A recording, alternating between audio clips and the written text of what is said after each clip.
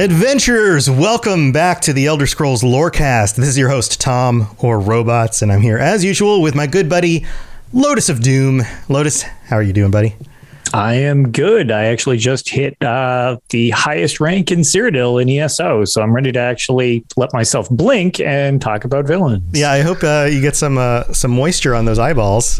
Yeah, I'm gonna be blinking a lot this show as a heads up. Well, that's good. That's good. But you won't have to. You don't need to save too much moisture for your voice because we have some of our patrons here to take off some of the talking burden from us this week. This is our end of the month patron chat for February, and you and I have been discussing a lot of, not a lot, but some of the villains that we enjoy or cringe about, with at least that last one we talked about last week. And we're getting a raid right here as we start the show from Scullyface. Scullyface, thank you for raiding. Man, hello. So just a reminder, welcome, everybody. Yeah, hello to all the raiders. This is just a reminder, this show is live on Thursday nights on Twitch and on YouTube on the Robots Radio channels. And Scullyface is one of the awesome members in the community. Scully, thank you so much for the raid, and welcome to all the raiders. And if you're welcome to come join us at 9 p.m. Eastern, 6 p.m. Pacific every week for the Elder Scrolls Lorecast. So thank you for tuning in, everyone, and welcome to all of our live crew tuning in. But big welcome to our patrons this week who are going to be highlighting their favorite villains in the series across all of the Elder Scrolls games, including Elder Scrolls Online. So I'm going to go through and we're going to just welcome each of them to the show. Let's start with Ben of Temeria. Ben is back joining us again. Ben, welcome to the show, buddy. Hello. I am doing great today. Are you feeling villainous? I am. Just this once. Just this once. Yeah. Usually you're a little bit more heroic, being as you are Ben of Temeria. You're a witcher by trade. I've got a dog barking at me again. But I hope you're ready to talk about your favorite Elder Scrolls villains. Always. All right. Well, that's good. And then we have a brand new patron joining us. Welshie, welcome.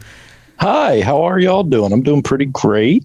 The dogs are not barking, so well, that's good. Good. That's good. Yet. Welcome to the show, and thank you for signing up. I'm excited to hear your perspective on all of this.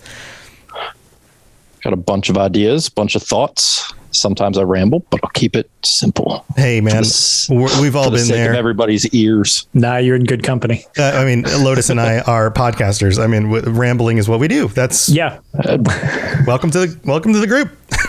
Thank you much. And then returning with us is Rob the Princess. Rob. Hey, man. Hello. You've got a theme going on here. For anybody not able to see the live stream or watching this in the video version, Rob is in the middle of the Deadlands with his background. It looks like a very hot situation, and he's wearing a very, very cool Mehrunes Dagon black and white t-shirt. I have a feeling you're going to be talking about my favorite Daedric Prince, Meridia. That is correct. Meridia. Yep. Another Rob touches the beacon. I am here ready to watch it all burn. Nice. Well, welcome back, Rob. And then the aptly named villain behind glasses, here to talk about villains. Welcome back, buddy. I feel personally called out. But, hey. Well, you're going to be in good company this week. Also, coincidentally, I'm wearing the exact same shirt Rob is. Oh, hey! Well, hey. I mean, you could tell us you're wearing anything because you have just a picture up instead of a camera. Yeah, so, you got the cool avatar. I mean, you could have said that coincidentally you're wearing the same shirt as all of us simultaneously, and we wouldn't even know. Whoa! Yeah. Please be khaki shorts. That's for next show. All right. Yeah, 5 pairs of khaki shorts simultaneously as well. Yep. That's an amazing, warm at the moment. An extremely hot outfit, but also cold ankles. Strange. We may actually have some other visitors joining us later in the show. We'll see if one or two of those pop in. But why don't we get started? Who would like to start us out? I mean, we already know Rob's pick, Meridia. Do we? Rob, do you want to talk? Do you want to go ahead and start us off? Sure. So my villain is going to be Mehrunes Dagon, the Prince of Destruction. What? Whoa, this took a weird turn here. I know. I had you guys all hanging by the hooks. You had there. us fooled. And yes, I am currently here in the Deadlands. It's someone keeps messing with the AC, and we just need to talk about it one day. But that's another discussion. I was thinking about it, and I was trying to decide between Mankar Cameron or Mehrunes Dagon, because I just think the antagonists in the Oblivion storyline are just some of the more well put together villains in there. All the villains throughout, well, not all, but a lot of villains throughout the games are really good and very interesting. But I liked those guys because they won. Like, even when they lost, they still came out on top. They had their plans so well put together. And so I was kind of trying to figure out between the two of them. And Mankar Cameron was more of the tools than the brains. Although he was a lot of the brains, he was more of the tools, I feel like. So I kind of ended up with choosing Mehrunes Dagon as definitely my ultimate favorite villain. Mm-hmm. And he's not just because of the Oblivion storylines, but because of everything that connects to that ultimate goal. The Oblivion storyline was kind of like his magnum opus, I guess. But he's been working at trying to invade Tamriel for centuries. And we see that in some of the quests we see in ESO. He's like, discovering ways to break into Tamriel more effectively, ways to invade Tamriel more effectively. He takes entire towns and plops them into his realm. And now there's this own plane of Oblivion that is its own thing because he just decided to make one. He's learning all of these ways about, this plane of travel and the people of Tamriel, and specifically the Red Diamond origins and the line that goes along with that. In Battlespire, there's a lot of things about him planning with Yeagar Tharn, I believe. Yep. And then I didn't know this, in the Elder Scrolls 1 Arena, when the Uriel Septim is kidnapped during the Imperial Simulacrum, he is sent to the Deadlands, where Mehrunes Dagon takes him captive. I knew he was sent to a plane of Oblivion and he was kept captive. I didn't realize that Mehrunes Dagon was the one keeping him captive. And that's where he's like starting to, manipulate. Oh, here's the guy that I need to target. And he's keeping him captive. He's studying him. He's learning him. And then by the time the Oblivion comes along, he knows everything there is to need to know about Uriel Septim and how to screw this guy over as much as possible, and takes out his whole family line. And it's just everything throughout all of the games kind of links up to this very elaborate plan. And when it comes down to it in Oblivion, he technically loses to the good guys. The good guys win, but he pretty much got 99% of his plan complete. And then that last bit just didn't work out super great, which, yeah, he technically failed, but he still ended the entire bloodline of the Septims. He caused immediate chaos by invading Tamriel. He sowed chaos throughout, even after, because once that empire ended, the Great War happened. Hammerfell became independent from the empire. Morrowind was independent from the empire. The empire fell apart. He effectively destroyed the empire. Skyrim eventually became split in a civil war because of these events, because of the Oblivion crisis. This was directly correlated. Everything's falling apart.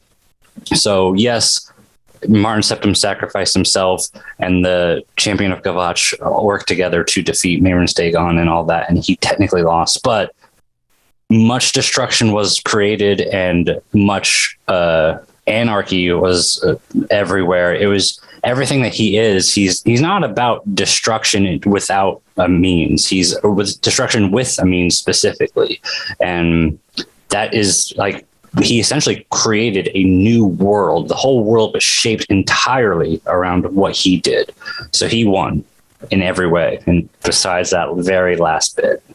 creating brilliant. revolution is really like he sowed the seeds overturning the status quo is also part of his gimmick sphere, so to speak. So like just the fact that he, even if to your point, he quote unquote loses, I mean, that's essentially the end or the beginning of the end of the empire. So like, that's just it. The empire starts to run into all these problems as a direct result of that, which I always question. I was like, was that like a faux loss? Like, was that part of the plan too? It's kind of hard to see because toward the end of Skyrim, the Empire is really hard on the slide. So like, there's no guarantee that he wasn't toppling the current power, which was the Empire.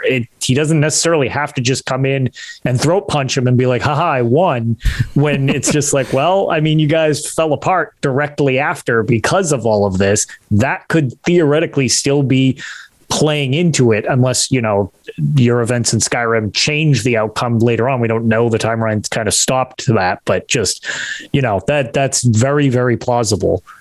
And I've pondered that exact thing of like, well, was he planning on losing in this way from the get-go? Was this what he wanted? And in the end, I think no. I think he did truly want to. I agree. Make the plane himself, but he did it in such an intelligent and smart way that no matter as long as the fact that he did, you know, successfully complete objective A, B, C, D, E, and all that, and then it came to like objective M, and he's like, oh no, this one didn't work out too well. But that's okay because everything else is going according to plan. And no, I didn't get that final thing, but this is a win. Like I would have to assume the amount of worship from Mehrunes Dagon after that greatly increased. He was probably gained a lot of strength despite being defeated, because you typically lose a lot of strength as a Daedric Prince when you get defeated in a way. But he probably regained that strength because, you know, he is the Daedric Prince of Destruction. He's a Daedric Prince of Ambition, which ambition definitely rose after the Empire fell apart. The end of Disaster and what was it? Hope and Anarchy and Revolution. Right. Yeah. And all of those things just skyrocketed. Everything that is in his sphere increased like dramatically by the time he was done. It just happened to be that he wasn't owning Tamriel was the only caveat. Right. Yeah, we discussed a lot of this on the recap episode that we did of Oblivion. A lot of this is, you know, and I know you were watching that episode and kind of chiming in too on that. Yeah. And on top of all of the things that you've mentioned, there's even the potential, you know, if this falls in line with tower lore, if tower lore is a thing, there's I forgot to mention that. Yes. Right. There's the disabling of a tower. Right. Yes. I had that in my notes. And I was going through everything so fast. I know it's hard when there's a lot. Keep everything concise. What it's like whenever we go back to podcasts, I'm like, damn it, I forgot to mention something. Yes, absolutely. Like towers. Because I mean, it seems like every major game, I'm probably not Arena, I mean, but I think every major game, for the majority speaking, has a tower that gets destroyed at the end or loses its power in some way. And this one was directly caused by, Mehrunes Dagon taking out the white gold tower because the red diamond is no longer existing because of him. So kind of just, because these episodes I like more listening to all our guests talk rather than, myself. The one thing I do want to jump in real quick before we go past Mehrunes Dagon is I just love the fact that I didn't really know who to choose for mine exactly, but both Jaeger Tharn and Dagon were mine for ironically in-game reasons as opposed to lore reasons, kind of based on what you touched on. Jaeger Tharn is the end boss, so to speak, of Arena. And it ties directly into Battlespire for Mehrunes Dagon is the end boss of that. Both of them in game are terrible. They are obnoxious to deal with, and those games are brutal to play through. So I just my thing was personally, I was so annoyed going through those games at points. And I was like, I'm going to destroy these people if I can actually ever get to them. Like I legitimately wanted revenge for all of the bugs and everything I was going through. So I actually from an actual, like, not lore situation, from me playing through the games, both of them legitimately got under my skin playing through both of those games. So I had both of them kind of listed, and they work together, to your point, which is also interesting. And they have one critical flaw in game to both of them. They can actually only both take one hit, and then they immediately lose. So all their minions are much harder than them in game, which is very strange in both Battlespire and Arena. They both can be defeated in literally one move if you actually have the correct thing to do it with. That's awesome. I think it's fitting that you're blaming Mehrunes Dagon on for the bugs and all that, because I feel like if there were a Daedric Prince of Bethesda bugs, it probably would be him. Yeah. Destruction of game code. I think that's the most fitting. So let's open this up. Pretty much it. Let's open this up to the rest of the group. What do you guys think? Mehrunes Dagon, do you feel like obviously he's a big baddie. Did anyone else, let's do this. Did anyone else choose Mehrunes Dagon? Are we doubling up on Mehrunes Dagon at all? Nobody else tag team it if so. Close. I was close. Well, Sweet. So I like this variety. Well, if you're close, you got anything to add on to it? Yeah, I kind of like mine. Okay, so it's gonna be really stupid, but when I first played Oblivion, I remember I got to that part and I was just excited. And when he showed up and I saw 4 arms, my brain immediately went, "That's Red Goro." yeah, right. Mortal Kombat. And then I was like, "Okay, this dude's really cool." And then like he died because the dude turned into a dragon, and I was like, "Sweet." Yeah, So then I was like, Goro versus Dragon Battle. Awesome. That's what young me thought. And then as I got older, I started playing it again and again and again. And I was like, what? Like, he's connected to a lot of things, especially in ESO right now. I mean, he's big bad. I was just excited to see him again. And I just always thought he was really cool. I guess I'm always drawn to the aesthetic, I guess, and like Tremora and all the Daedra that he has and the Deadlands and stuff like that. I was just like, this is peak villain to me. Well, he's a big, intimidating, demonic looking dude. I mean, even in 2006 graphics, you're still like, nah, you're creepy. I don't like you. Yeah. So, just to bounce off that, because I don't want you to underplay that point, because you were like, oh, this is really stupid. Little did you know, if you can, I suggest going to the UESP, look up Mehrunes Dagon GIF Battlespire. It's just straight up the Goro GIF, pretty much. He's more Goro than most people realize. Oh yeah, especially the Battlespire, the skin tone animation is even Goro colored. Oh really. Yeah, he hasn't fully become like red skinned yet. He was like, he's still cooking. He was sunburnt, and that was it. Yeah. All of those old GIFs are homages to something. They really are. Yeah. They were pulling influences from all sorts of things back then. So cool. All right. Well, we're getting. Oh, hey, Brib's joining us. I got to reset up our screen a little bit in order to fit him in. Oh yeah. Hey, welcome. I ruined the setup. No problem, man. I'm glad you can make it. Synergy. All right. Any last words, Rob, about Mehrunes Dagon before you move on? No, I think that's pretty much it.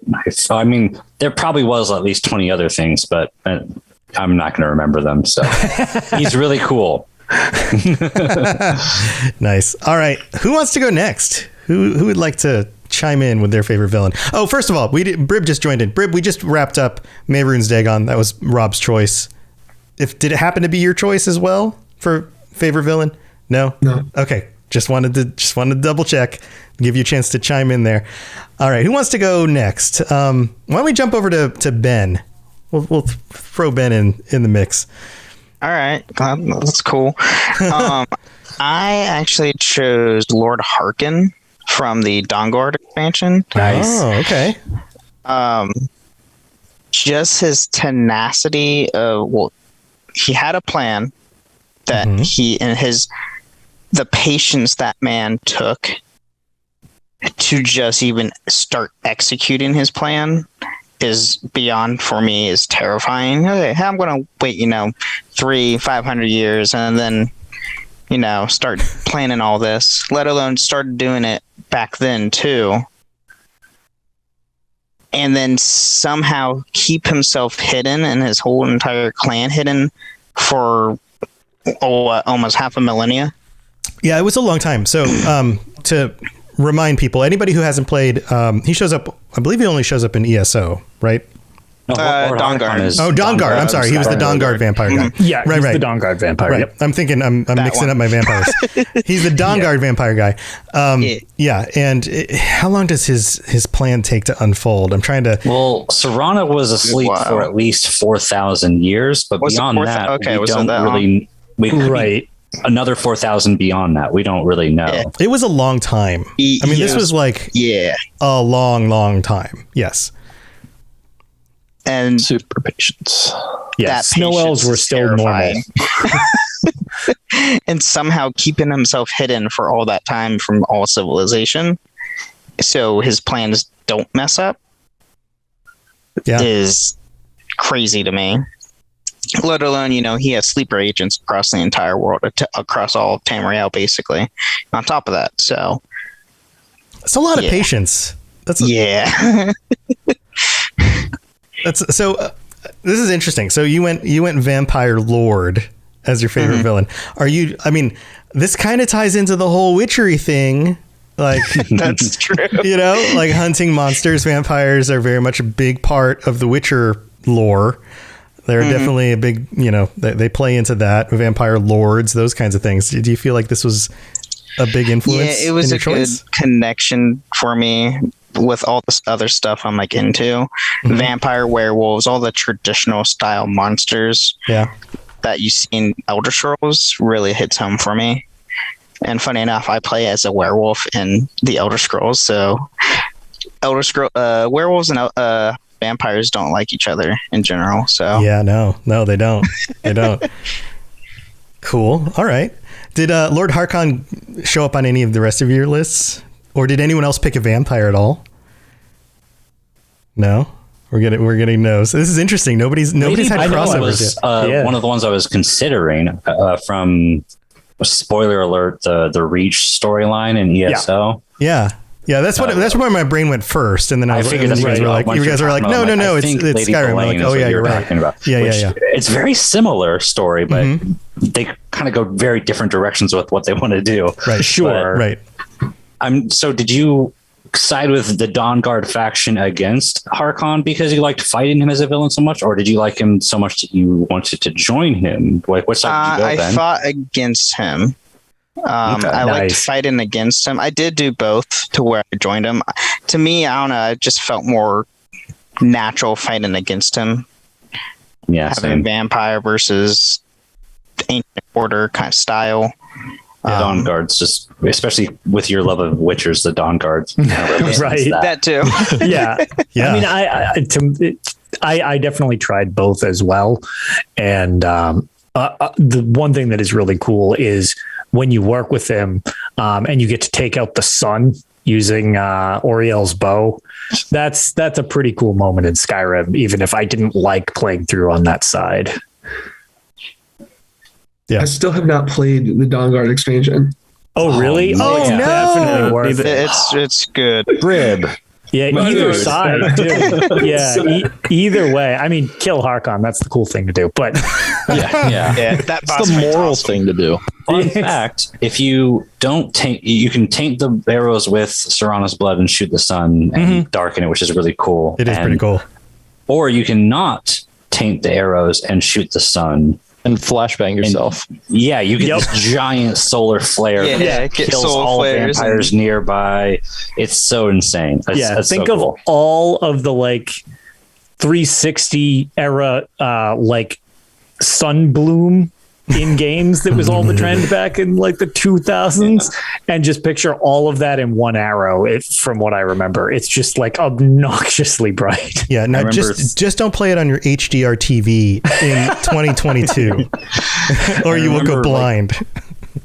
Comparing it to how in science class, they teach you how the sun one day is going to burn up and explode, and I'm like, man, in Tamriel, that's going to happen a whole lot quicker if I keep doing this.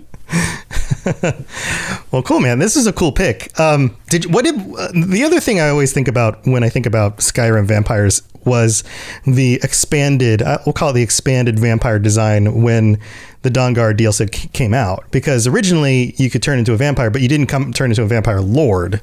Do you guys remember this? Remember? Oh, yeah. Like, remember when the expansion came out and they're like, and now you can turn into a vampire lord, and he goes, blah, and he looks all crazy. I remember being like, oh my God, that thing looks horrific. Yep. Awesome. Like, and I get stuck on all the doorways. Yeah. It was Vampire 2, the sequel. Yeah. Yeah. Ben, did you play it back then when it was originally out? I know you're a lot younger than I am. I played it back then when it first came out. Okay. What was your response to the whole, like, oh my God, that vampire lord looks like a beast of a crazy looking vampire thing? It looked awesome to me, honestly. Okay. Honestly, that when I remember even watching the trailer on like live television when Skyrim Dawnguard expansion, and then like showing all the trailers for it. And I think some company did a live action, like little 15-20 minute like show, like where the Dragonborn became a vampire lord, which was really cool. That sounds kind of familiar. I can't remember who did it. And we're going back like a decade. Yeah, I know. Well, somebody's gonna have to search this chat. Do some investigating. Maybe somebody can find an old video somewhere and just send us a link. Well, cool. This is a fun pick.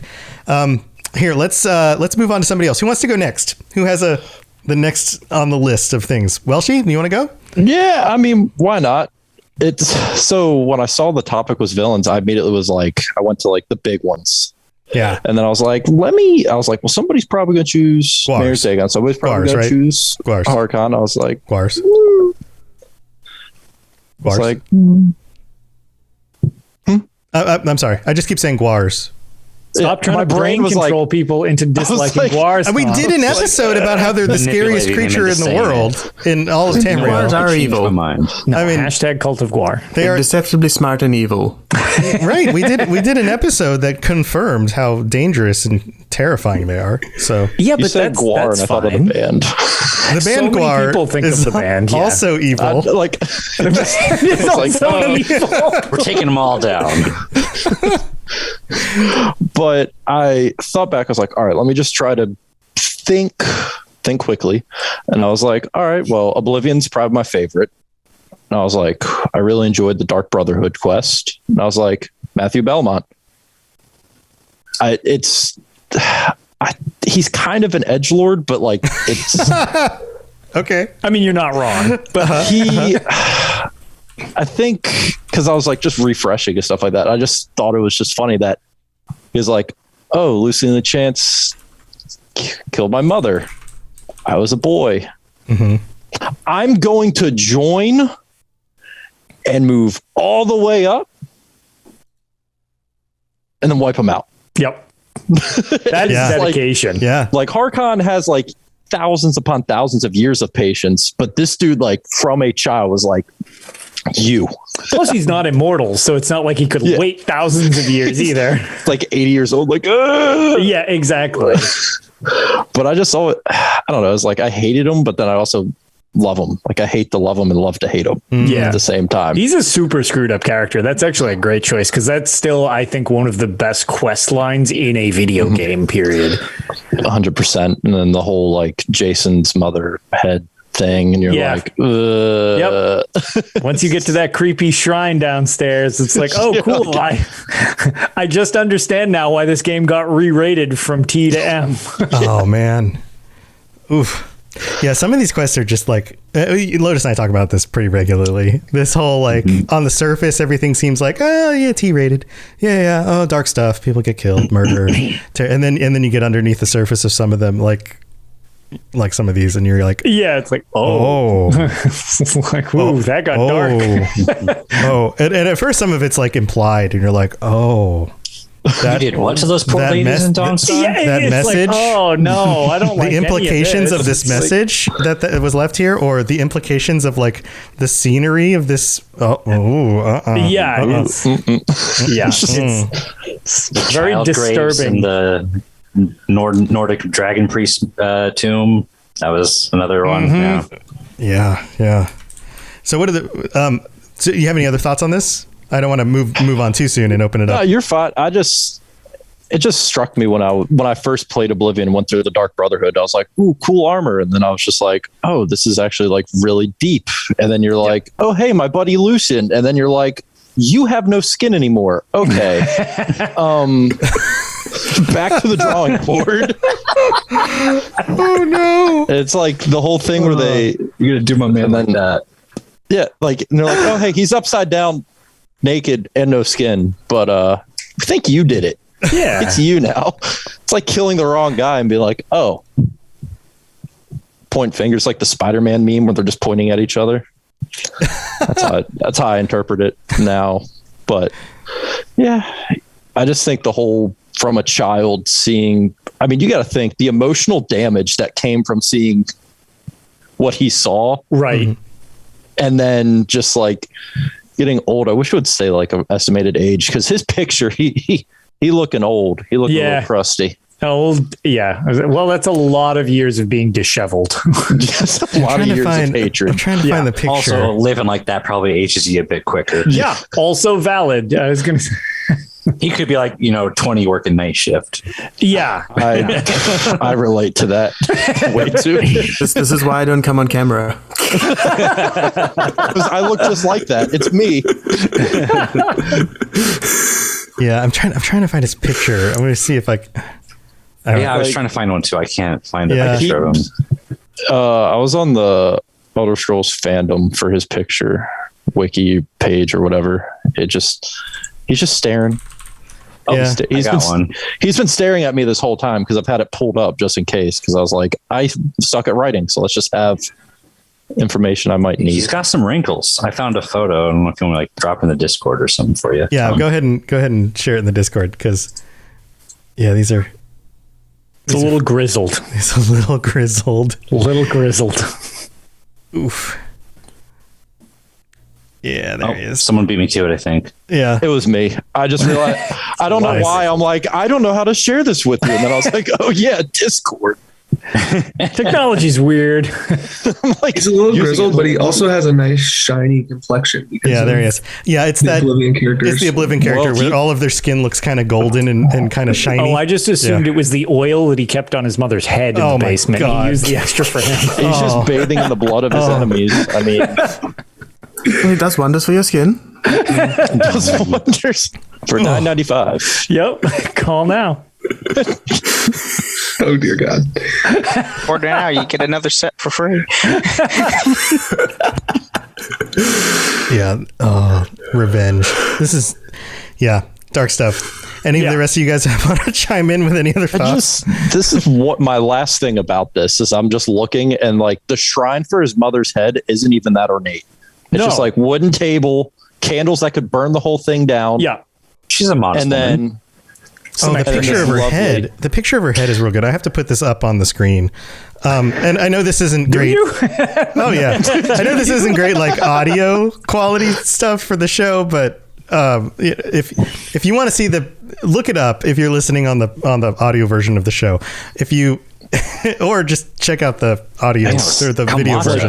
Just come watch us with like seaweed hair. Like that's come watch us.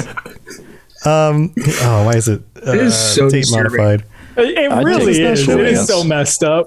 You're gonna have to put an explicit tag on this one. It's just a head on a table. I joined it. It just went downhill. It'll be fine. Look at her head. But I will say, because I want to add on to the Matthew thing, what he did to Lucian LeChance, I feel like left probably the biggest impression on Elder Scrolls fans. There it is. Because like there's the head on the table. Lucian's death was probably one of the more heartbreaking character deaths throughout the entire series. It upset me, honestly. Thinking back on it now, I'm a little sad. Oh man, she is a looker. Yeah, I will take her to the school dance. Yep. I mean, look at that. She's got a little bit of hair still left on her 11 head. strands of hair on her head. That's great. I mean, And I love her head's all on a 11 plate. I'm kind of curious how it's still like standing on the plate. Yikes. Is there like a pole on the plate that the head is just kind of like you don't want to stuck know. on? Dude, You don't want to know. Oh, It's just like There's an some evil under the juicer. table tricks. Yeah, Holding the I don't table know. with the I head don't know how up. that's working. Yeah. So I know we haven't gone into a whole lot of description about exactly all the details on this quest line. I think it's probably better that we don't, because anybody who hasn't to experience it, who hasn't played Oblivion, because this is one of those games that you probably should go back and play. Go back and do Dark Brotherhood stuff and just pay attention. And go do this stuff. Because this is some of the best content you will ever play in an Elder Scrolls game.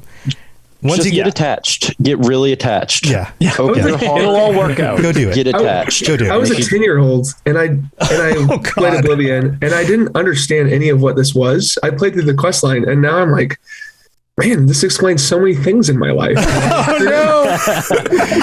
Oh man! My irresistible love of making thrones where I keep heads in the basement. Oh God! And if you don't want to go back and play Oblivion because it's an older game and it's harder to play, Sky Oblivion's coming out. I promise. It We're is. working on it. Yeah. And to be fair, honestly, you can manage, like, at this point Skyrim is old, but it's really not that hard. It's not like Morrowind. That's what I was going to say. Yeah. Morrowind and Previous are definitely, you got to be dedicated to play through those. Oblivion still plays like a pretty modern game. I mean, it's definitely clunkier than Skyrim, and it's more RPG than Skyrim, like crunchy number type RPG. But at the same time, it's still very, very playable. And I'll still jump back into it. So you can buy it on Steam and find a controller layout. And absolutely. Yeah. Lockpicking's easier with a controller, honestly. Oh yeah. Yeah. It's really not bad at all. The easiest way, if you get it and you're a little turned off by the graphics, just download the character overhaul mod. It does wonders, because everything else still looks pretty great, but you just download that and the faces don't look as the graphics in Oblivion are actually really beautiful. Scenery is beautiful as long as you ignore everyone's face. Get some better characters. Potato aliasing. Yeah, maybe up-res the textures a little bit. Other than that, it's really still a great game. Flawless. Yeah. All right. Well, hey, let's take a quick break. We're going to thank you guys, our patrons, and we'll be right back to talk about more villains. Here we go. The skies are marked with numberless sparks, each a fire, and every one a sign. All right, so this is the part of the show where I get to thank these guys. Thank you for supporting the show and for being here to chat with us, because this is super awesome. I love getting together with you guys every month and talking about all sorts of fun things about Elder Scrolls. So thank you for being here. And big thank you to Welshie, our newest patron, who's right here. Welshie, thanks so much for signing up today to join us. Super cool. And then also, we did have some other new people signing up. Richard S. and N7 Stormtrooper signed up. So thank you to you guys. That means that we are at a total of 81 patrons. Holy moly. Good Lord. Jesus, sweet baby Jesus. Baby race. I was about to say. Man, you guys are the best. Thank you for supporting the show. And big shout outs to Mr. Gami Boy and Noodle Al Dente, our Daedric Princes, our tier 5 patrons for supporting. And if we've done anything to help get you through the workday, your commute to work, your workout, or eating ice cream because with your mother's severed head, because it's supposed to be winter, but it's like 80 degrees out. And so that's what you decided to go have with your kid. Ice cream year-round. Ice cream's year-round. Then go check out patreon.com/Elder Scrolls Lorecast and get ad-free episodes and join us and get t-shirts. And those are going out, and join us on future episodes of the show where you can chat with us. And some people are shy to join us on the show, but you know what? It's just like hanging out, chatting with your friends, except it gets recorded and pushed out for like a few thousand people to listen to. So no biggie. No big deal. Don't sweat it. It's cool. And everybody's super nice. This is like the nicest community of people you'll ever meet, because everybody is super awesome. Isn't that right, guys? We're literally the best. Yeah, we're the best. Literally the best. In fact, that's what everyone says who joins the Discord. They're like, oh my God, these people are amazing. This is the nicest community on the internet. And I'm like, yeah, that's totally cool. And they're like, thanks, Tom. And I'm like, it's not me. I didn't do it. These are the people who did it. It's them. They're the nice ones. It was me specifically. Specifically, it's Rob. All right. Rob. Because he's a princess. Just Rob. It's all Rob. It's true. It is confirmed on the Discord as well. Yeah, absolutely. It's all Rob's fault. So, right, Rob, if you ever have any problems with anyone not being cool, Send your messages to Rob. All praise. Write them a strongly worded letter, double spaced. Yeah, 2 pages. Yeah, no larger than 1 inch margins on the side. Yep. 11-point font. All right, let's see. Do we have? I didn't pull this up ahead of time. I am absolutely well prepared because I've been having too much fun with our patrons. Oh, look, we got a new. We did get a new review. Check this out. This one I think is worth pointing out, even though it's 4 stars. Get this. It says it's short and sweet. This is from Scarwall in Canada. Hello from America to Canada. This one says, "Love it. 4 stars. I absolutely love it." Short, sweet, to Scarwall. the point. Canadian. Some people won't give 5 stars. One day, I was going to say, one day we will overtake whatever podcast you think is the best podcast that you gave 5 stars to. Right. And you'll have to demote them to 4 so that we can earn your 5th. I wish I knew what would make you give us that extra star. More severed heads. Just keep talking. Oh, yeah. Actually, maybe this will be the episode that does it. Yeah. So unless there's something holding you back from that extra star, if you want to go maybe just bump us up that extra star, really appreciate it. Otherwise, thanks. But thank you for taking the time to leave us a rating and review. Still appreciate the review. Appreciate the review. Just why? But a 5th star would be awesome. Like if you don't have any criticism, maybe 5 stars. But appreciate it. But yeah, if you would like to leave us a rating or review on Apple Podcasts and you leave some words and a 5-star review, I'll read it on the podcast. I hope this isn't going to incentivize other people to leave less than 5-star reviews. It really does mean a lot to leave 5 stars. This is like when you rate the place where you go eat food and they're like, no, really, if you don't give me anything more than 5 stars, you have to give me 5 stars. If you don't give me 5 stars, if it's less than 5 stars, it's like you might as well give me 1 star.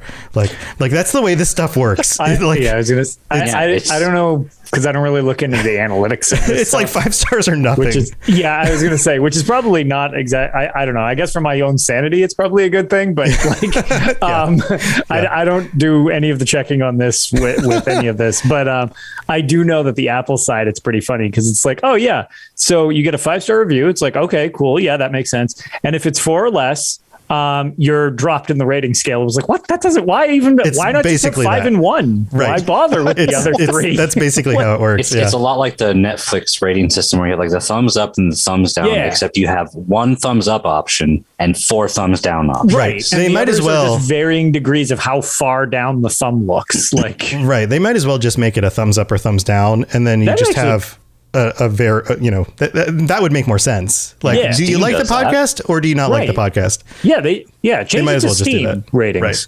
Right. And then you could still give it a thumbs up and then a justification for why it's a thumbs up and what you would improve about it. Why not do that? Somebody will complain and they'll do like an in the middle one, and then you don't know. But in the middle, that sucks. Anyway, but thank you for taking the time to leave us a rating. Like you're moving your hand back and forth. It's all right. Just pick one. Scully's going to go leave us a 4-star review. Also, you can leave us 5-star reviews on Spotify. I know about half our audience listens on there. We'd love for you to take the time to do that. This is the weirdest tangent ever. Why don't we go? This is because we're on the Villains podcast episode. That's why. The villains are getting underneath our skin and making us all funny. All right, so let's move on with the rest of the show. Here we go. Yes, you're entirely brilliant. Conquering madness and all that. Blah, blah, blah, blah, blah. All right. Welcome back. Here we are. Who wants to go next? I know we've got Brib left. We've got Villain left. Villain. I know Villain's name is Villain. Should we leave Villain for the end since Villain is a villain? It's probably just going to be very anticlimactic because my villain is not. RNG. So maybe Villain. Maybe you should go now. Is that what you're saying? Yeah, I'll go now. All right. Go for it. My villain is everyone's favorite Nord and everyone's favorite Jarl at some point. Maven Black-Briar. Oh, that's a good one. Oh, because she is like you've got your Daedric princes, you've got your vampire lords, you've got everyone in between, but she's the most relatable villain that you could relate to, that you would walk down the street and possibly see, depending on which part of town you're in, Or if you own Amazon. Yeah. She's like the corporate overlord of Skyrim. Perfect. But yeah, no, she's got the connections to the Brotherhood. She's got the connections to the Thieves Guild. Everything is either threatening or money laundering with her. So either do what I say, or I'll pay you to do what I say, or I'll break your legs and you'll do what I say. So, yeah, she's also the kind of person that like you just never want to have to talk to. Like if you had to deal with her in real life, you'd be like, oh my God, I have to go talk to that woman again. Yep. He is insufferable. And then at the same time, there's a very high chance that you might actually be employed by her at some point. So you would have to talk to her. yeah, she feels like those people who runs like a bunch of restaurants, and then you're like, okay, I'll pay you minimum wage. You do all my work for me. And you work all the overtime, and we still won't pay you more than the minimum wage. Yeah. Also, no benefits. She wouldn't do no that. benefits. Yep. Have It you would guys be an intern and you get paid with experience. right? Have you guys ever had one of those jobs where you start the job and you're there for a few weeks, and at some point in those first few weeks, you have to go to your manager and you have to go, "Hey, we need to have a conversation. What is my job again?" Like, this is the title of my job, but the things I've been asked to do are like all of this. Like, Yeah, that's every job ever for me. yeah, like I feel like that's what it would be like working for her. Like, you're telling me I'm a waitress, or you're telling me I'm a host, or a waiter, a host, or hostess, or whatever your specific job is, right? But now you're having me prepare food. Like, how are these And two take things out the the same trash. job? Yeah, like, And also close the store and And also now- run deliveries. And Right. also, yeah, And shake down the neighborhood gangs. I mean, you know, right. going everywhere through. She's like, I Do some think sexual she'd be favors. She Probably. or marry someone specifically to divorce them to get everything they own from the divorce. Isn't that just marriage in general, though? Fair point. I guess. I've been doing it wrong this whole time. Crap. Yeah, and do accounting and run payroll. And hire and fire. Ugh. I can't imagine what it would be like working for her, because I feel like I've worked for people like that before. Yeah. I feel like, we did that episode on her, and Villain, I remember you responding very strongly while we were doing that episode. Does this come from like a personal place? A little bit, yeah. sort of dealt with enough people very similar to her in my odd, weird history of working with people. So yeah, I try to do as much harm to her during in game only for people listening, in game only, as I can. Did you try out any of the ideas that came up during that episode? Oh my God, that's super elaborate. I was going to say, I still have that saved on my favorites. That's so funny. Not yet. No. Yeah. I can send you the link again, Villain, if you ever need it. I have it saved. If you put it up in the Discord, I'll keep a link on that one.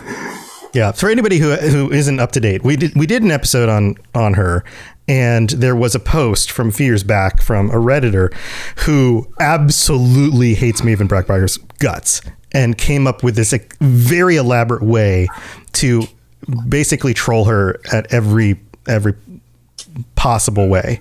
And it was just amazing, because you can't actually attack her or harm her in game. She's like unkillable, but you could sabotage her around every corner and do it in an amazing way. It's awesome. But anyway, if you haven't listened to that episode, go back, because at the end of the episode, it's the best. But I would love somebody to actually like do a video where you like video yourself doing all the things in order, and just like, all right, here's how you get back at Maven Black-Briar. Step 1, and then just go do the thing. Step 2, do the thing. Step 3, and just be like, this is it. So, anyone else have thoughts on this one?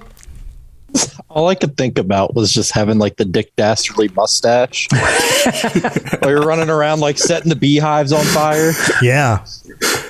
Yeah, with some of the old timey music, like that piano, like piano ragtime, like It's just black and white. yeah. I think the biggest crime that the writers of Skyrim did is not giving us a deliberate way to screw her over. That thread on Reddit goes on all these other ways that you can kind of screw her over as much as possible as the game will allow, but they should have had like a quest that just lets you just ruin her life. But she's too good. She's untouchable. That's part of the fun of it. That's part of the next update for Skyrim. Yeah. Skyrim 12. What were you saying, Birdbone? I was saying that's part of the fun of it is you gotta like find the ways and be creative of it, and it's like you actually have to work hard and get the satisfaction of doing it. That's true. That's true. You know? Yeah, I'm trying to look it up again because I know that there are some mods out there that allow you to mess with her too. But I can't find them right now. I'm just doing a quick search on the Nexus Mods site. Just put coal in her pockets. I don't know. Just something simple, just like It's reverse like Santa. pocket coal. Yeah, it's just all the things you don't want just in her pockets. Be like, I don't remember having raw beet. Yeah, I was going to say, get her to be over encumbered. She just can't walk around anymore. Yeah. She can't unload her own supplies. Just fill her up with too much honey. Just tons of honey. So just tons of honey. Just start putting skulls in our pockets.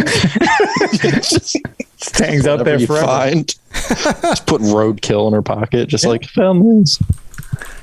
Yeah. Here, have a skeever. Skeever. You're a rat. I feel like that would be what she does to her enemies, like right before she's putting a hit out on them. Leave a skeever at the end of the bed or something. It's like the Boondock Saints where they put the coins over the eyes. Yeah. Random animals. Yeah, it's the entire skeever. The whole thing. The whole thing, just slap it on their face. Like a wet fish. Worst family insult ever. Wow. Your family's full of rats. There is one mod that makes her like a high polygon, very attractive older woman. Of course there is. Like more attractive than Matthew Belmont's mom, or like? Well, I guess it depends. I mean, that's subjective. Are you into best? Are you into necromancy? If I didn't play a Nightblade, I'd probably play. Oh man! Yes, the modders are like, well, we could either make her killable, or we could turn her into a MILF. Yeah, exactly. Yeah. So you just described all of the Skyrim modding scene. That's basically it right there. I mean, you could even give her a physics wig. If you want her hair to I'm sure that's not move. the only physics you can give her. That's probably not. All right. So, all right. Anyway, anything else you want to add, Villain, before we move on? No, that's pretty much me. Everyone knows her. Everyone hates her. And it's the villain we hate to love. Or we love to hate. Yes. There you go. Yes, indeed. All right. Brib, it's down to you, buddy. Well, I had 4 hours of commute today, so I thought about a lot about this. And I'll just run through my stream of consciousness and where I landed. My first thought was I play a lot of ESO, and I don't remember why, but one of my first quests was in Glenumbra, where you run into Lord Deal, who's just this sleazy little guy hiring. He basically wants to expand land and is like manipulating the harpies to do so or something like that. And he just makes me mad, and I really enjoyed killing him. I know exactly who you're talking about. Yeah. I actually remember that because that's where you have those like harpy like that, because they recur a couple times. That group of like inept like cell swords. Yeah. I can't remember their name off the top of my head, but they're really bad at everything they do, and they show up in every zone after. Yeah, and you keep bailing them out of their stupid contracts they can't complete. I know exactly who you're talking about when they're working for the Harpies thing. Yeah. So then I was like, well, that's nice, but no one knows that, and he's not really a villain. And then I was like, I first played Oblivion, so I was thinking of Mankar Cameron because he just creeped me out. Like going to his paradise where everyone actually just gets tortured after, devoting their lives to worshiping him basically I didn't like that. But then I was like, that's probably a good thing not to like. It's pretty uncool of him. Yeah, I didn't really like that one, guys. Yeah, this is like, why? Like, didn't she get enough already? There's not very cash money of him. Yeah, but then I landed on Sheogorath and the Shivering Isles because he's not really he's kind of a villain, but I just think it's amazing how you go on all these errands for him, and then he like, you feel so accomplished in like getting the quest done and like seeing all of the different like dementia and mania, and then if I remember correctly, he basically makes you him, and I was like, that's kind of really twisted because now you're just stuck there in this hellhole that he's been in, and he got you. Like, you feel accomplished as a gamer because you're like, I did it. But then you realize that you're like, oh no, like this isn't that satisfying because now I'm just stuck in the same hellhole he is. It's truly chaotic He evil. did it. It's Yeah, and I think it's like a different kind of villainy. It's like mind twisting. Like a pyramid scheme. Yeah, like a pyramid scheme. Yeah. It's like a pyramid scheme. The true evil. Yeah. And again, I played Oblivion like when I was 10. So I was like, yes, like I did the quest. And then I had the staff or something. And I was like, oh my God, what does this mean? Like, it just like affected my whole life. So Broke Jiglag's curse, you become Jiglag. yeah, that's right. And I felt like it was unfair after I realized that, like after a whole year of pondering on it. So that's where I landed on. Sheogorath is great because he's turned into such a meme and a comedic character, but having like actually dark. thinking about what he's capable of and having to really deal with him would be horrifying because he has no rhyme or purpose. You know, like dealing with Mehrunes Dagon, you know what his deal is. You know, it's domination and like Molag Bal. I'm sorry, Molag Bal. Like it's domination. Mehrunes Dagon, that's revolution and dominance. Like, or I mean not dominance. I'm mixing up my words. But I got you. Don't worry. You get where I'm going. Then reverse them. Mix and reverse. Destruction. It's destruction. in I'm reverse. mixing up my D words. Slide to the left.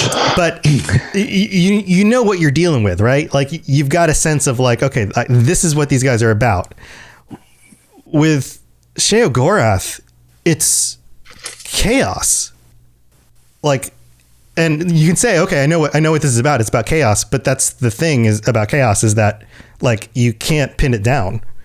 Like Raining cats and dogs, cheese. right? Like, or just murder for no reason. Like That's the thing is like usually he's like comedic, but then there are a few things that pop in that's like, oh dear God. yeah, oh yeah, His quotes. Yeah, like his Elder Scroll Legends, the storyline in that. Mm-hmm. Yeah, that got dark. yeah. Yeah. No, it's absolutely senseless. I love the legend storyline to your point because it's much more of him, less of the like skooma cat, haha, cheese, memeable everything, and much more of like the Accounts of Madness books where it's just like this lady's just walking through the forest and he tears her apart and turns her into a loot. It's like, okay, what? Like, why would you do that? Right. Like, it's and there's no just- why. That's the whole point. Exactly. It's just sociopathic, just off the rails, just like, oh, nope, you know what? I just feel like doing this. It's like, okay, that's Right. unnerving. It's because it's the opposite of order. It's chaos. It's senseless. And that's the only reason why. When you're a 10-year-old with no friends and you think about this alone in your room 12 hours a day, it starts to really get to you. Trying to figure out why, and you look like Charlie from It's Always Sunny trying to find Pepe Silva. You got like the corkboard behind you with all this. You're like, cheese There is is connected no to method to senseless its madness. murder. How?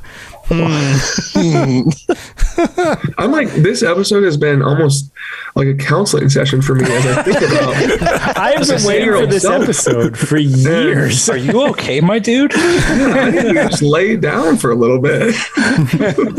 Next time on the Elder Scrolls Make therapy you session. feel. Right? Is your mom anywhere on a table nearby? What percentage of your mother is in the room with you right now? God.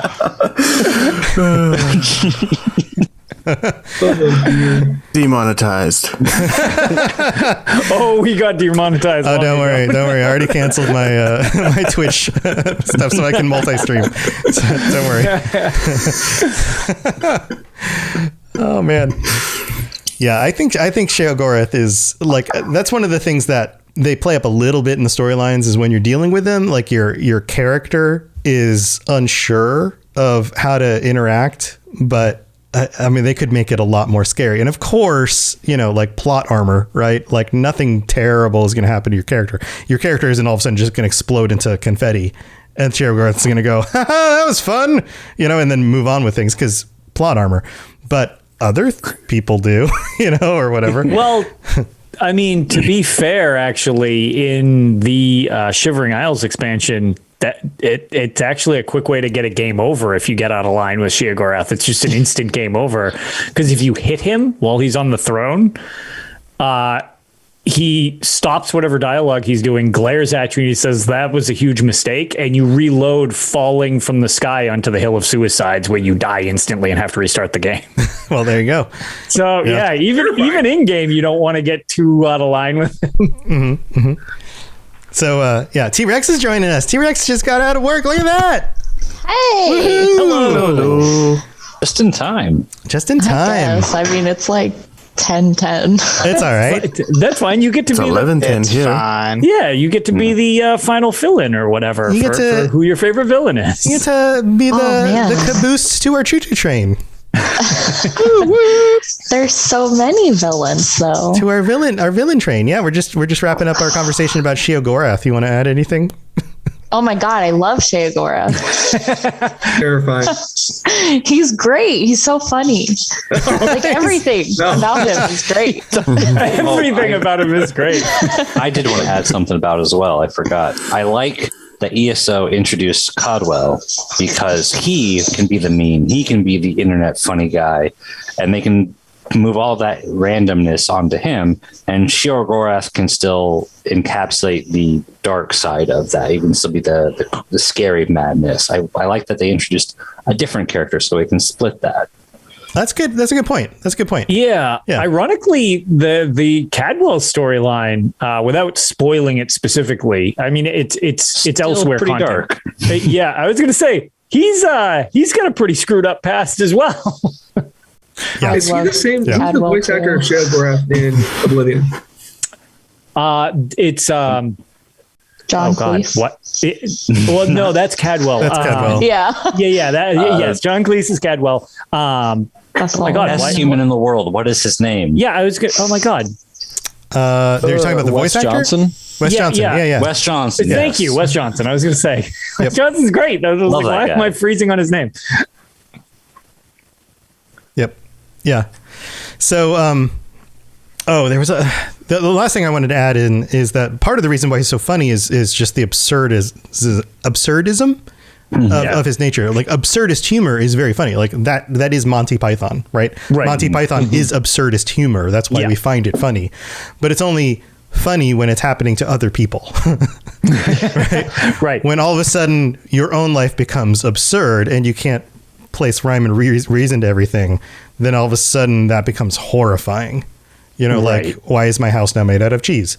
Like, that's funny when it's your neighbor's house because you're like, oh my God, my neighbor's house is made out of cheese. That's hilarious. But when it's your own home, you're like, I don't have a home anymore. I just have a gigantic house of cheese. Yeah, one warm day and suddenly I'm fondue. Like this is the worst. This is really not that You're funny. lactose intolerant. Right. Oh, God. Right. This is really not funny because my insurance is not going to pay for my new house because it's not cheese, or whatever. And but that's the brilliance of the character. Exist in Tamriel? Well, toilets don't, so I assume if it does, then Maven Black-Briar is probably behind it. Oh my God. That's my guess. Sheogorath does have some good quotes, though. Oh, he's you're great. making my teeth itch. Like, what? Yeah, he would be able to feel that. Like, how does that make any sense? Yeah. But okay. It's a disturbing character. Well, I mean, Daedric princes don't necessarily have to have teeth. They just choose to in order to present themselves. Choose to. Nice. Nice.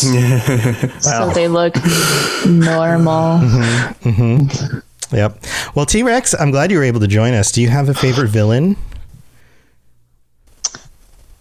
I feel like now that we're talking about him, We convinced you. Because I didn't have, I'm going to be honest, I didn't have anything prepared. I didn't think I was going to even get home until like 11 o'clock. So, but I mean, he's kind of, I guess he's really, I would say all of the Daedric princes, honestly. I mean, half of them aren't even really villains, kind of. Yeah, like Sort Mehrunes of. Dagon just wants to help. Aggressively. Yes, he's just- aggressively, he just wants to help. Yes, he's aggressively helping. Right. He doesn't know his Right. own strength.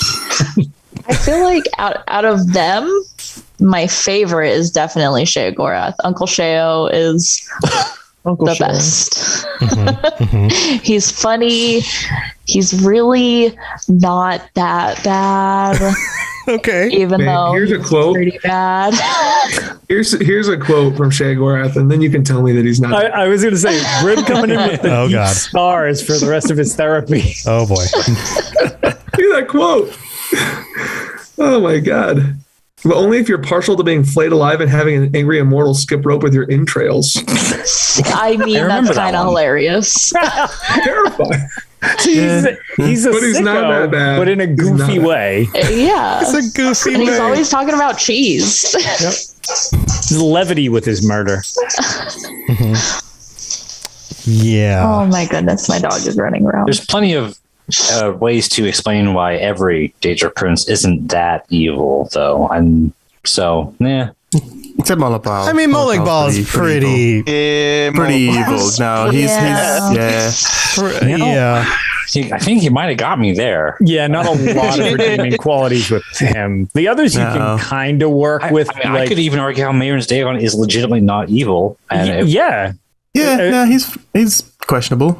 Yeah, I was gonna say. I mean, I feel like all the non-Murish races after countless years of oppression until the Alessian Rebellion and all that would really probably like Mehrunes Dagon. he's for the actually most part. like anti-slavery. He helped abolish slavery in an entire different plane. Right. It's not all bad with most of them. I It's all off the about top of my freedom. head can't think of one for. I feel like Molag Bal is probably the worst. Yeah, Yeah. I don't know if I have a way to explain how Molag Bal could be good. Yeah, or Yeah, even really he's just great. everything is just bad with him. Like he tried He's to really take good at over being Nern. bad. He tried to. Yeah, He had you murder some guy, and He's Yeah. so bad that no one wanted to pick him as our favorite villain because he's just that bad. He's so easy to kill in ESO that I'm like, he's not that bad. he is a chump. That is true. He's just a weenie. Yeah. He's a chump. Yeah, If he would have been harder to kill in ESO, then I'm like, this is the guy. yeah. Nah, he's a chump. It's fine. Yeah. I don't know why the first time I went to kill him, he was like ridiculously hard, and then every other time I've killed him after that, it's like, why was he Oh, so hard really? the first time? That's pretty fun. Yeah, I had the same. Yeah. I had the same one with there, Really? Well, it could have been but the I one didn't build a character at all the update. first time. Okay, so it was. So- yeah, so it might have Having been set going in. armor. Gotcha. Because after the one Tamriel update, kind of like everything went easy because it Oh just no, scared this you. was after the one Tamriel. Oh, so really? I don't know. Oh, whoa. It just What? probably was my character. I probably had it all set up all kinds of wrong. Sometimes you just need to get good. Yep, that's Yeah. fair enough. Because I was going to say, even in vet Fine. ranks, like back for the like 11 people who probably remember vet ranks, he was like, I mean, he was pretty scrubby back then because I don't know, like he was never really one that seemed all that bad, especially compared to like some of the. You go to the end of a dungeon and there's like a crab that has more health than Molag Bal, and it's like, well, man. In the current You know. event, ESO, we've been running Imperial City Sewers, and like when his little shadow Oh. comes up at the end, it's so easy when it's like his little flag bearers are so hard. Yeah, the simulacrum used to be a nightmare back in the day. That would be like, well, Bal's up, we're all gonna die, and it was just like you needed like a full like raid team to take him out. But to be fair, that is the simulacrum, and so it's not supposed to be his full strength. And then when you do fight him in the main storyline, you get the blessing of Meridia, I think. And Yeah. so you're supercharged, and so both of those instances, it's kind of justified for him to not be Right, superimposing. you're super buffed. I see. Yeah, so I really don't know why. It just was really hard the first time. I kept dying. I'm like, what is this? Sheogorath hijack. This is awful. Yep. So, well, thanks for joining us, guys. I found a bunch of Sheogorath quotes here, and I thought it would be fun to play some of these. Is this fun? It's fun to torture Gribblin? Sure. Sure. Why not? To finish up the show with. So here's one. I hate indecision. Or maybe I don't. Well, make up your mind, or I'll have your skin made into a hat. One of those arrow catchers. I love those hats. It's like he blew his own mind. Right. So some of these are from like Morrowind. These are real old. So here's one. Use the fork wisely, mortal. Few have wielded it who have not come away changed. Use the fork to strike a death blow to the giant bull Netch that resides near the hermit. Do this. Return the fork of horripilation to me, and Sheogorath will reward you well. I really wish I had a fork right now. I was expecting Wes Johnson, so that threw me for a bit. I forgot such a different voice. Yeah. Brain went, who's that? Also, is it just me, or Wes Johnson voiced a bunch of people in Morrowind, so the fact that he also isn't Sheogorath is extra weird. They really missed the mark on not getting that as soon as possible. So we'll go back to Oblivion. Here's another one. Marvelous! Marvelous! Self-immolation is a wonderful thing, isn't it? But now that we've had our fun, off to the Zasellum with you! Self-immolation is a wonderful thing. It's just great. He's self-immolated noon. This is where he's talking about Jiggalag. The Daedric Prince of Order. Or biscuits. No, order. And not in a good way. Colorless. Biscuits. Dead. Boring. Oh, these are great.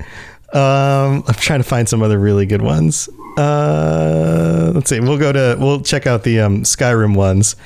Let's see. Is there any other really good ones here? There's the one about the narwhals. Yeah, let's see. Is it here though? Narwhal. He's probably got some good ones in Skyrim for when he was like torturing Pelagius. Yeah. Oh, yeah. I just have to look them through. No, some of them are just not funny because they're just like, serious. Like, or they're just like, really? Like that. So simple that it's perfect. Yeah, or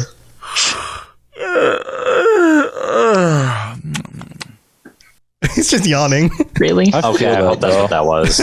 Yeah, that's all that is. Yeah, that's about it. I mean, there's some others in here, but no,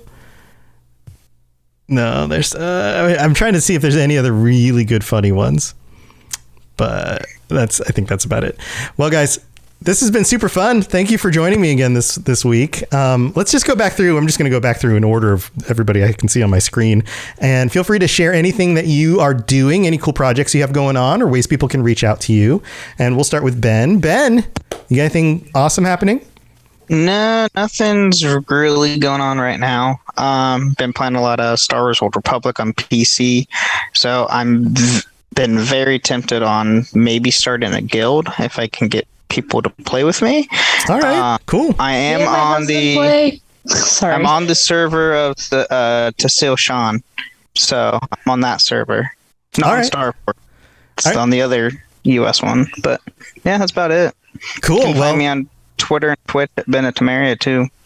So awesome. If anybody else wants to play Sweater with you. Yeah, Sweater. Oh, it's Swotor? Swotor. I prefer to call it Sweater. Swatter. Sweater. Then you're welcome to jump on the Robots Radio Discord and use that as a way to link up with other people. There's a all games chat, and if enough people want to jump in, we can make a channel for you guys. Ooh. We'll call it Sweater. Sweater Sweater chat. Sweater weather. Sweater weather. Like the song? Sorry. Yes.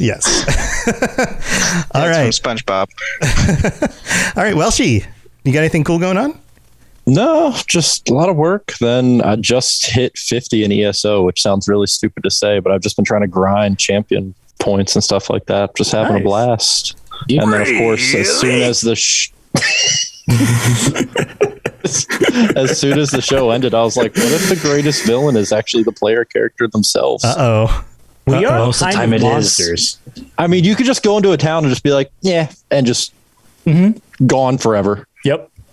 Not thinking about George's little family or the dog that you just slayed. Well, next time you load the game up, they're back there, so they're not gone forever. True. Except my Morrowind character. That kind of just, my end game was just deleting the map because stuff doesn't respawn in that game. So in Skyrim, all you're left with is like a few essential NPCs and the town guards. yeah, they're just left kneeling. with people who only take a knee and nothing more. You Mortal?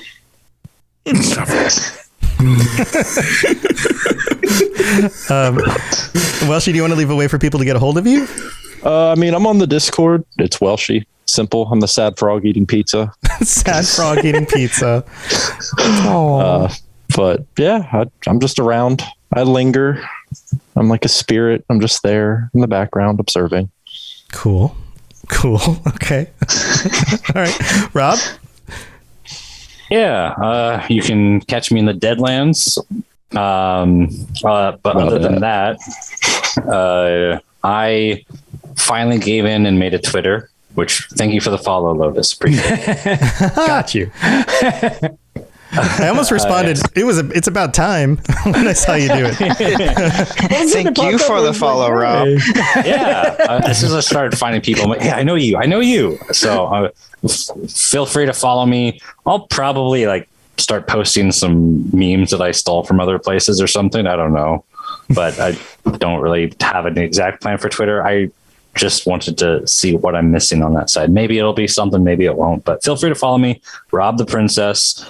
It's pretty much where you can find me anywhere is Rob the Princess, which that's the only social media one, really. Most of it is gamer names. So come play ESO with me. Find me on the Discord. I love playing ESO.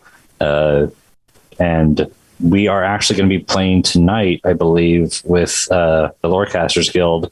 We're going to be doing some Cyrodiil runs. So Bribwan's probably going to mention that too. So sorry I took that from you. But yeah, we're doing that. So come join us. It's a whole lot of fun. And also always have to keep throwing it out because this is my best contribution to them. I am on the dev team with the Sky Oblivion team, and we are trying to get that done as soon as possible. So if you want to put in the time to learn what it takes to be part of the team, or if you already have experience with it, come join us and help us get that goal achieved. We'd appreciate it. It's amazing stuff over there. Sheogorath is interested. No, that's awesome. Yeah, and feel free to reach out either through Twitter to Rob, or if you're looking for a way to get in contact, you can always join us on the Robots Radio Discord and be like, "Hey, what was that about the modding thing again?" We'll point you in the right direction. Yeah. The more help, the faster that project will go, and the more everybody can enjoy the fruits of all that labor, which would be awesome. So very cool, man. All right, villain. Currently, I'm just getting my ass handed to me in Battlegrounds on ESO. The only time I ever play get into any of the PvP is just for the event tickets. Get me those tickets.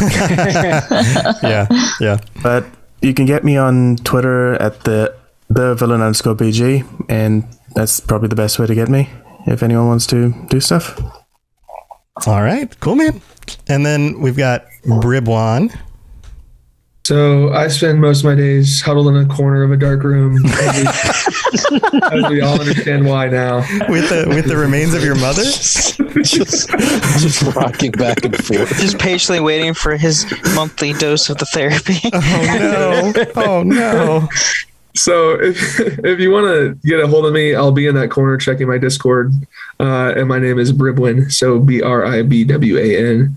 I don't have any social media really, but I am on ESO quite a bit. doing stuff. I'm usually on nightly, and during the event we've been doing Cyrodiil, like Rob has said, and Imperial City Sewers.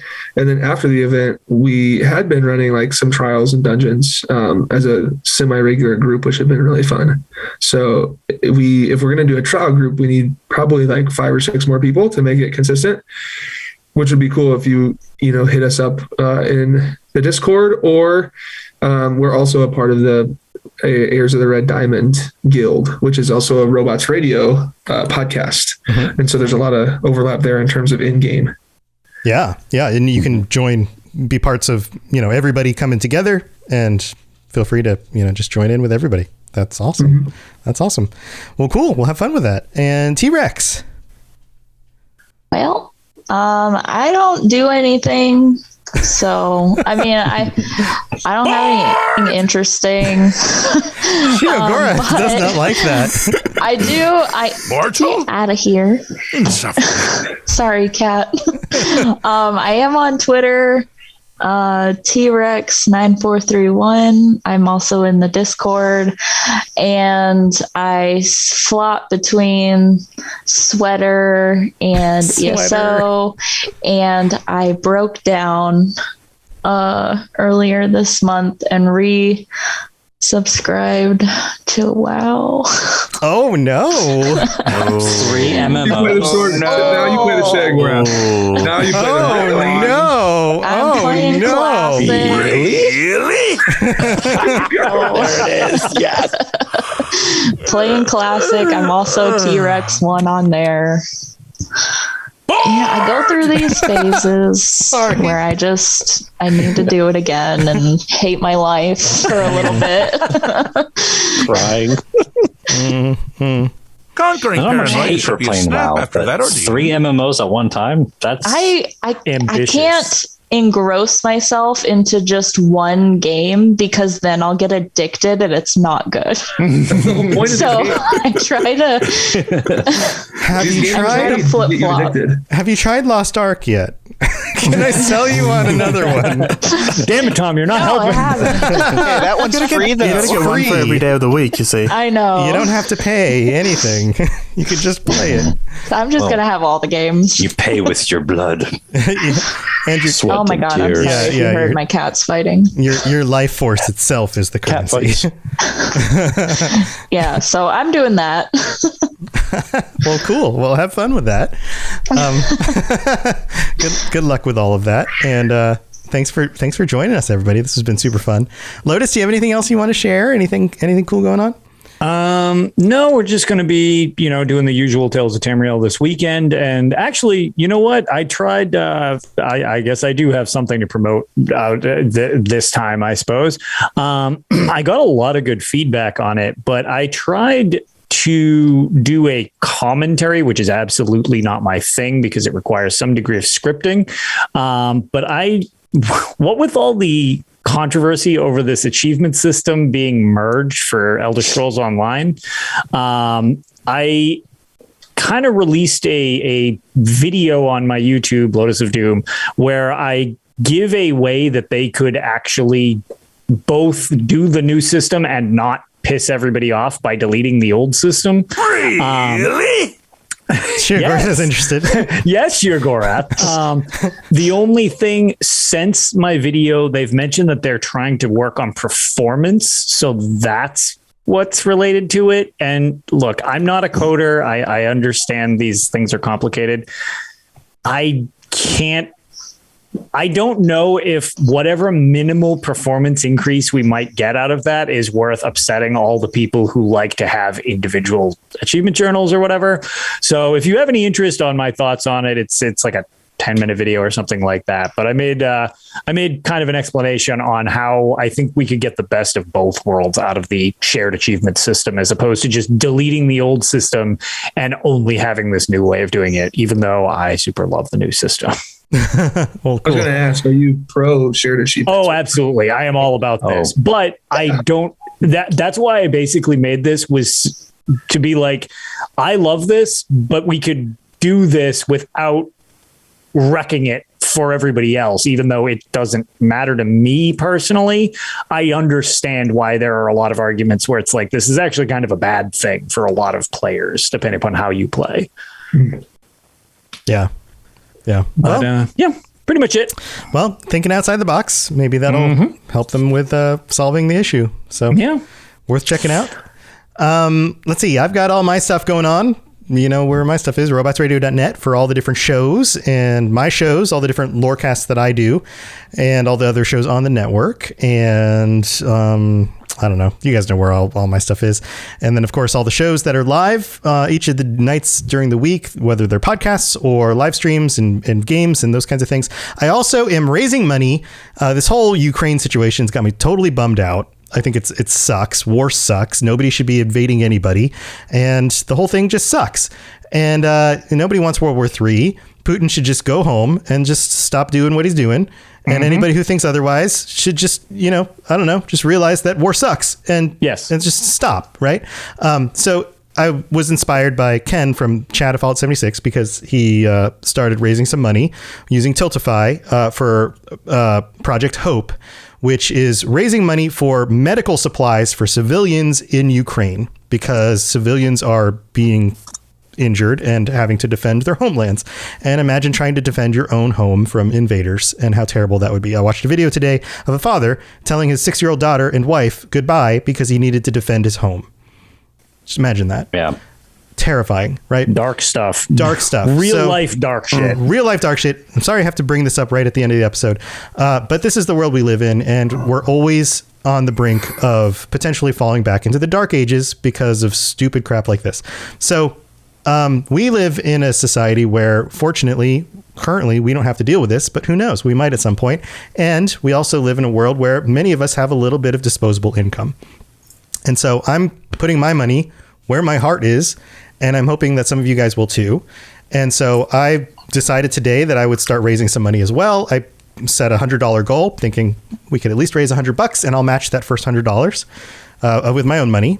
And so we blew past that goal. We're now at $204. Maybe we can hit 300. So if you guys want to help donate, every dollar matters because I'm sure there are some people out there who really will need some medical supplies and, parents of children and people just trying to defend their homes.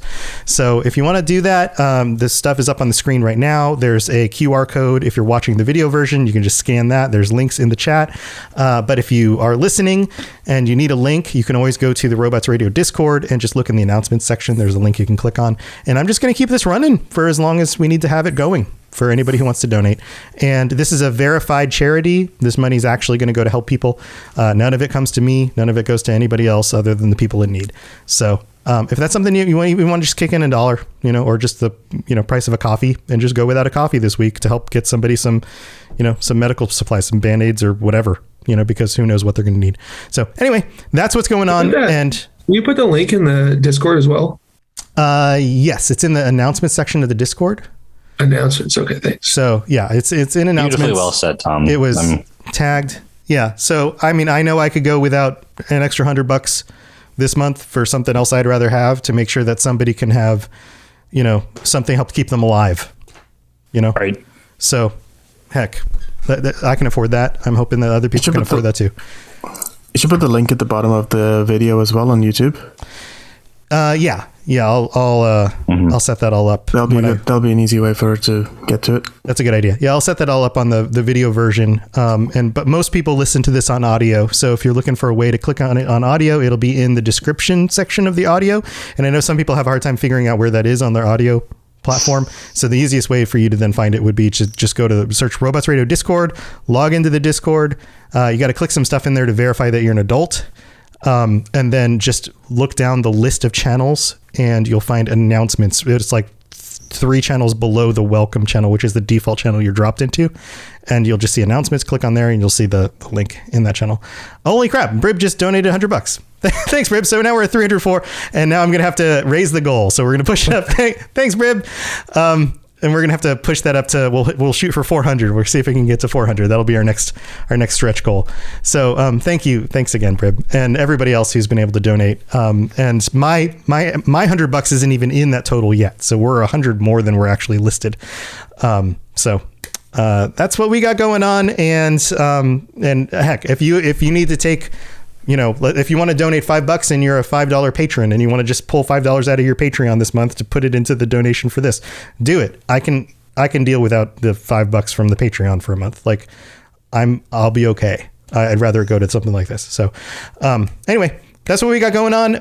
Lotus and I will be back next week. Lotus, I've got some ideas for some cool new episodes to pitch to you. So we got that going on. So I'm excited for some stuff to come, but we'll tell you more about it as we come back next month for March. And until then, stay safe in Tamriel and also in the real world. Take care of the people you love, and we'll see you guys next time. Thanks for being here. Thanks for listening to the Elder Scrolls Lorecast. If you have something you'd like to contribute to the show, please reach out to us at elderscrollslorecast@gmail.com or on Twitter @ESO_Lorecast. I really appreciate you listening, and I'd love to hear from you soon. You've been listening to a Robots Radio podcast. Smart shows for interesting people. Check out all the shows at robotsradio.net.